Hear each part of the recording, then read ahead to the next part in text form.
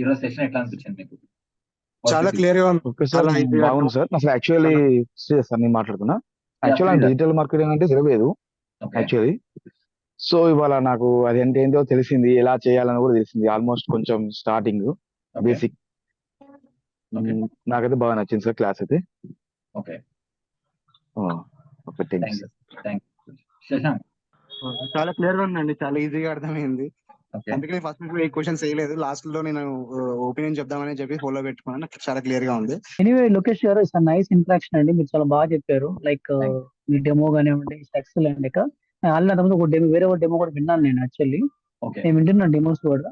But ఏంటంటే ఇక్కడ మీకు లైవ్ లో ఒక అంటే చాలా మంది చెప్పలేదండి, ఇలా ఉంటుంది ఇలా చేస్తారని ఎవరు చెప్పలేదు ఇప్పటివరకు. I mean yes. డెమోస్ లో.